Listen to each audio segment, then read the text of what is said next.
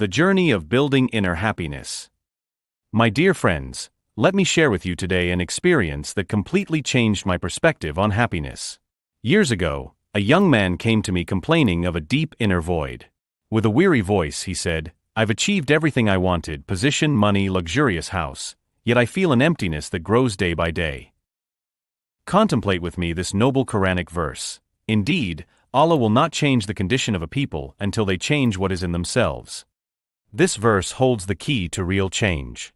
Happiness isn't something we find externally, it's an internal structure we build with our own hands. Let me share a touching story. I once visited an elderly woman in a very modest house. What truly amazed me was her radiant smile and peaceful spirit. When I asked about the secret of her happiness, she replied, "I attached my happiness to Allah, and found everything beautiful." There's a common mistake we all make: we tie our happiness to others or circumstances. We say, "I'll be happy when I get married," or "I'll feel content when I buy a new car." But does happiness really come from these things? Remember always, happiness is like a small plant, requiring care and attention. It doesn't grow suddenly, nor does it come by chance. It's a daily building process that starts from within.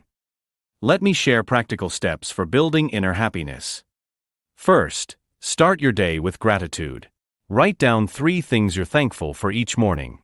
They can be simple: the blessing of sight, hearing, breathing. Second, don't wait for perfection. Life isn't perfect, and happiness doesn't mean the absence of problems. Remember Allah's words, "Indeed, with hardship comes ease." Third, create space for tranquility. Dedicate daily time for réflexion and prayer. As stated in the Quran, "Verily, in the remembrance of Allah do hearts find rest."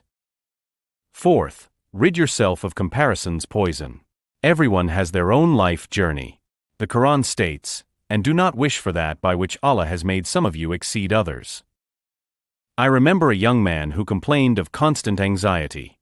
I taught him a simple exercise. Whenever he felt tense, he would pause, breathe deeply, and repeat, "Praise be to Allah in all conditions." After a month, he told me how his life had completely transformed. Here's another story of a girl who suffered from depression. She started practicing gratitude journaling, writing 5 beautiful things that happened in her day every evening. Over time, her perspective on life changed entirely. Remember, happiness isn't a destination we reach, but a way we travel through life.